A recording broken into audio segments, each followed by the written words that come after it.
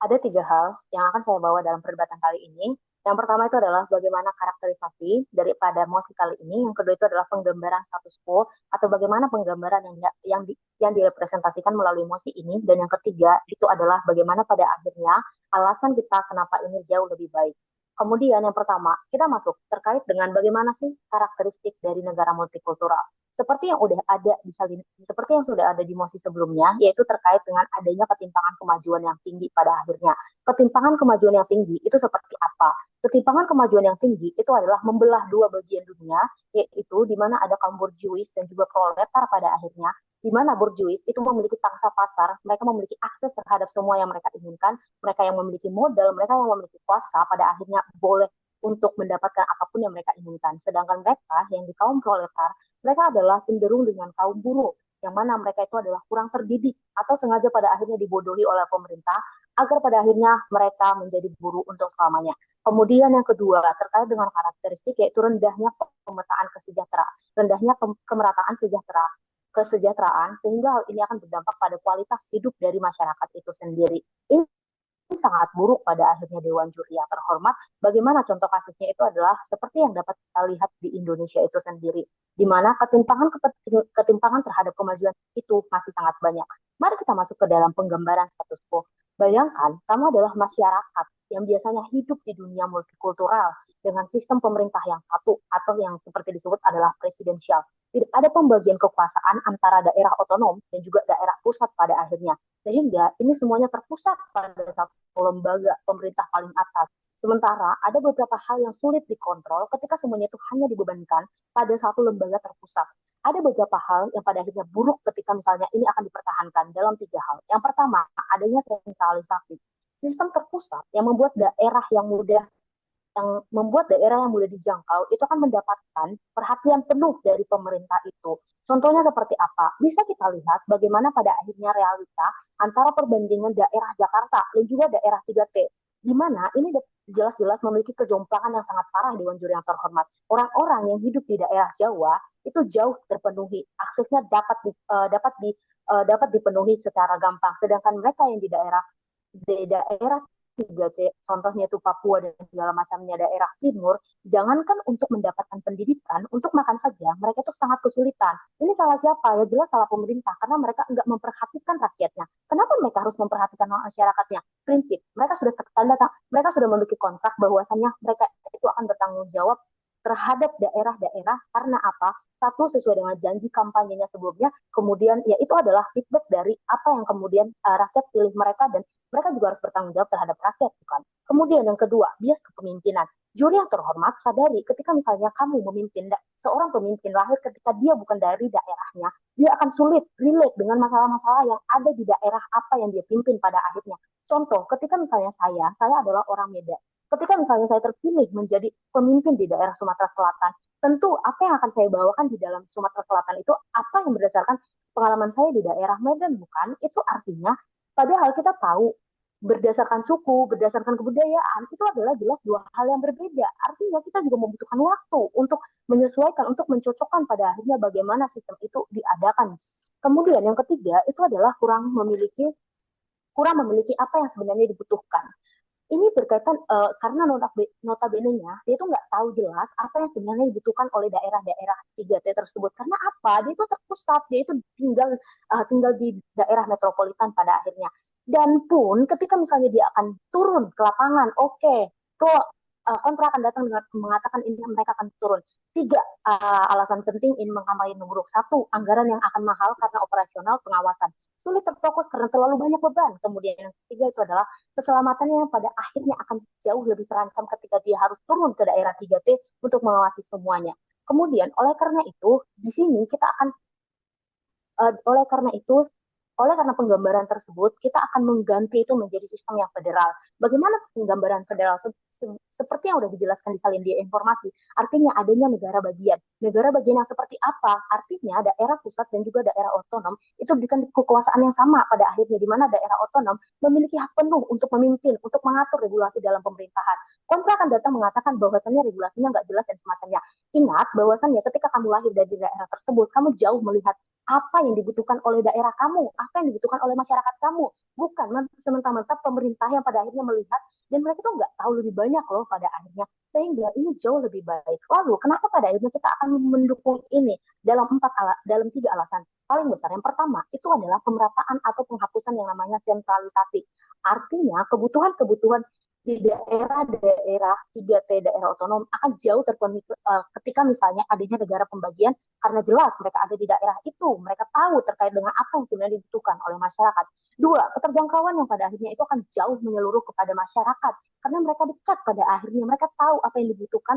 Ini akan menjangkau masyarakat-masyarakat di daerah 3T, apa yang mereka butuhkan akan jauh dipenuhi oleh pemerintah di daerah otonom itu sendiri pun itu juga akan dikontrol kan oleh pemerintah pusat sehingga misalnya ketika kamu bilang ini tuh mereka akan buat sembarangan segala macamnya enggak sama sekali karena again ini juga akan ada pusatnya tapi pada akhirnya ketika misalnya itu masih sesuai dengan selaras dengan apa yang dibutuhkan ya go ahead pada akhirnya. Tapi ketika misalnya udah melenceng dengan sesuai kesepakatan atau undang-undang yang ada, maka pemerintah pusat itu akan ambil alih, itu akan turun tangan juga untuk menyelesaikan permasalahan tersebut karena apapun ceritanya kita itu masih dalam satu kesatuan. Kemudian yang keempat, saya tadi singgung terkait dengan operasional yang mahal, kemudian keselamatan dan segala macamnya. Ini jelas akan jauh lebih baik di sisi kita karena keselamatan, karena biaya operasional itu nggak akan sejauh itu lagi untuk dikeluarkan dan segala macamnya. Sure, keselamatannya juga akan jauh terpenuhi di sisi kita karena mereka nggak akan turun ke daerah 3T. Karena ini masih proposal, jelas aku akan jelaskan terkait dengan bagaimana, siapa, apakah ini bisa, ya bisa. Kemudian siapa yang akan menjalankan ini? Sure, pemerintah dan juga mereka yang pada akhirnya memiliki wewenang untuk pemerintah di daerah otonom. Namun bagaimana? Bagaimana caranya? Itu ada karena ada observasi dan juga sosialisasi untuk pemetaan daerah otonom sehingga pada akhirnya orang yang ada di lembaga pusat itu akan memetakan terkait dengan apa yang pada akhirnya dibutuhkan oleh orang-orang yang ada di daerah otonom apakah layak mereka untuk memimpin apakah layak tanggung jawab itu akan dibebankan kepada orang-orang yang ada di daerah pun itu akan melalui seleksi yang pada akhirnya mereka nggak bisa memimpin secara sembarangan akan ada selektif yang ketat. Oleh karena itu bangga membuka kasus. Dewan Juri yang terhormat, sepertinya tiga hal yang dikhawatirkan oleh pemerintah. Yang pertama, adanya ketimpangan kemajuan yang tinggi, yang kedua rendahnya kesejahteraan masyarakat, dan yang ketiga bias kepemimpinan.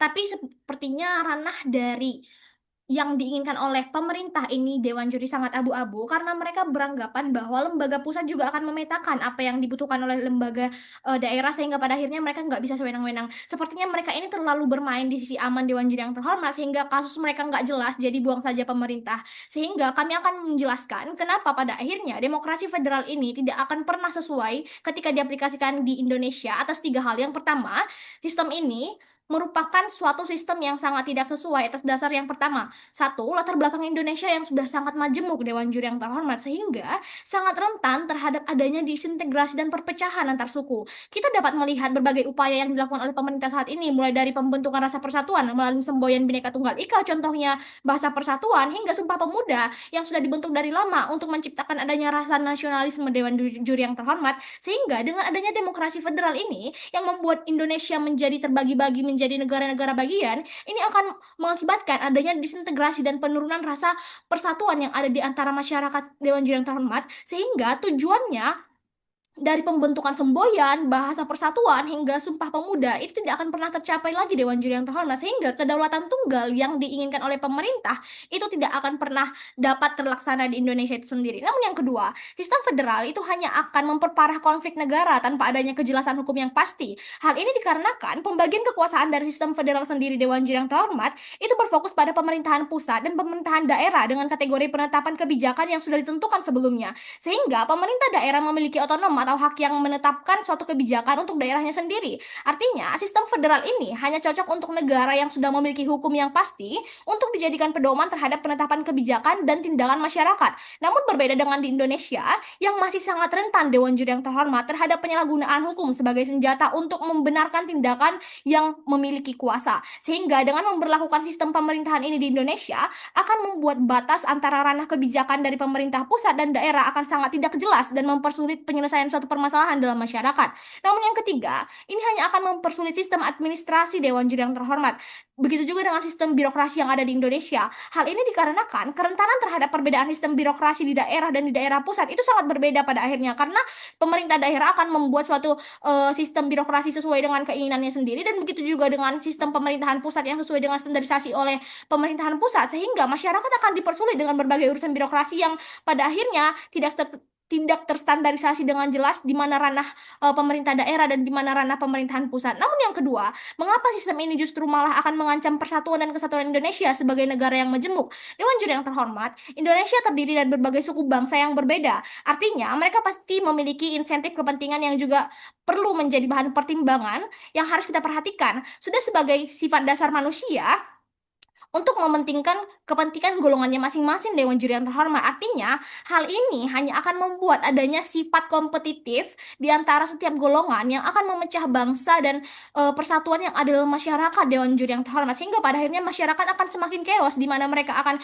memperjuangkan persatuan dan kemajuan dari golongan mereka masing-masing. Ini akan mengakibatkan timbulnya sifat kecemburuan di antara setiap golongan dalam masyarakat, di mana golongan-golongan yang masih tertinggal itu akan merasa dianaktirikan dibandingkan golongan-golongan yang sudah maju seperti yang mereka sebutkan tadi Dewan Juri yang terhormat. Namun yang kedua, pemerataan pembangunan tidak akan tercapai karena pada akhirnya dengan memberikan otonomi yang begitu besar pada pemerintah daerah setempat, maka akan terjadi ketimpangan di berbagai daerah 3T yang sudah sangat tertinggal tersebut Dewan Juri yang terhormat. Beban yang diemban oleh pemerintah daerah itu terlalu besar dan pemerintah pusat seharusnya tidak langsung lepas tangan ataupun bahkan menyerahkan ini sebagai suatu otonom dengan iming-iming kekuasaan yang bisa diberlakukan oleh pemerintah daerah tersebut Dewan Juri yang terhormat, karena dengan adanya otonom ini maka pemerintah daerah tertinggal tersebut memiliki suatu beban ataupun tanggung jawab yang jauh lebih besar yang akan diembannya daripada beban dari pemerintahan di suatu daerah yang sudah sangat maju. Sehingga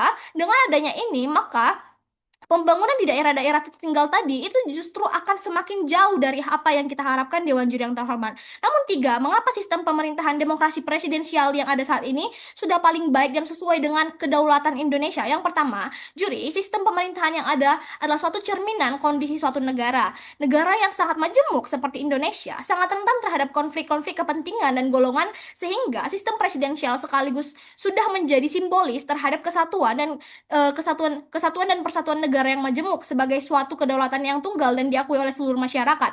Namun yang kedua, dengan sistem presidensial, sepertinya ranah yang hukum yang sudah terjadi itu jauh lebih jelas, di mana presiden itu sudah menjadi suatu lembaga eksekutif dan ya seperti KPK dan pembentuk DPR itu akan menjadi suatu lembaga legislatif, dan juga para Mahkamah Agung dan juga yang ada di bawahnya itu akan menjadi suatu lembaga yudikatif, sehingga ranah hukumnya itu sudah sangat jelas Dewan Juri yang terhormat. Hal ini tidak akan mengakibatkan ketakutan yang dialami oleh pihak pemerintah, yaitu sentralisasi yang berlebihan. Namun dengan eksekusi yang sesuai dengan hukum dan ketentuan yang berlaku dalam sistem, ini juga akan berjalan jauh lebih baik. Namun yang ketiga, sepertinya bias pemimpin itu tidak akan terjadi Dewan Juri yang terhormat, karena pada dasarnya di sisi kami pemerintah juga eh, punya ranah otonom, pemerintah daerah juga punya ranah otonom masing-masing untuk daerahnya sendiri.